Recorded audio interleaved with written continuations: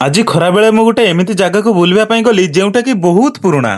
ଦିନସାରା ଘରେ ବସି ବସି ମତେ ଆଜି ଏତେ ବୋର ଲାଗିଲା ଯେ ମତେ ଆଉ ଘରେ ରହିବା ପାଇଁ ଇଚ୍ଛା ହେଲାନି। ତ ସେଥିଲାଗି ମୁଁ ଭାବିଲି ଯାଉଛି କୁଆଡେ ଗୋଟେ ବୁଲିକି ଆସେ, ଯାହା ଦ୍ୱାରା କି ମୋ ମାଇଣ୍ଡ ଟା ଫ୍ରେଶ ହେଇଯିବ। ଆଉ ଆଜି ମୁଁ ଗୋଟେ ଏମିତି ଜାଗାକୁ ବୁଲିବା ପାଇଁ ଯାଉଛି ଯାହାକି ବହୁତ ବର୍ଷର ପୁରୁଣା ଜାଗା। ଆଉ ସେ ଜାଗାକୁ ଯିବା ପାଇଁ ମୁଁ ଚାନ୍ଦବାଲି ବଜାର ପାର ହେଇକରି ଆସି ପହଞ୍ଚିଗଲି ବାଲିଗାଁରେ। ବାଲିଗାଁରେ ସିନା ପହଞ୍ଚିଗଲି, କିନ୍ତୁ ସେଇ ଜାଗାକୁ ଯିବା ପାଇଁ ବହୁତ ଦୂରକୁ ଆହୁରି ଯିବାର ଅଛି। ତ ମୁଁ ଉଦୁଉଦିଆ ଖରା ବେଳେ ନଦୀ ସମୁଦ୍ର ପାର କରି ଆସି ପହଞ୍ଚିଗଲି ତେନ୍ତୁଳି ଡିହରେ। ଆଉ ଯେହେତୁ ଦିନ ବେଳେ ବହୁତ ଜୋରସେ ଗରମ ହେଉଥିଲା, ସେଥିଲାଗି କିଛି ସମୟ ମୁଁ ଗଛ ତଳେ ରେଷ୍ଟ ନେଲି। ଭାଇ ଯୋଉମାନେ ବି ଏବେ ବାହାରେ ରହୁଛ ପ୍ଲିଜ ଦୟାକରି ଗାଁକୁ ଆସନ୍ତୁନି, କାହିଁକି ନା ଗାଁରେ ଏବେ ଏତେ ଜୋରସେ ଗରମ ହେଉଛି ଯେ ମାନେ ଦେଖିପାରୁଥିବେ ଲୋକମାନଙ୍କର ବଞ୍ଚିବା ପୁରା ଅସମ୍ଭବ ହେଇଗଲାଣି। ଗାଁରେ ଭାଇ ମାନେ ଏବେ ଭାରି ଜୋରସେ ଖରା ହେଉଛି।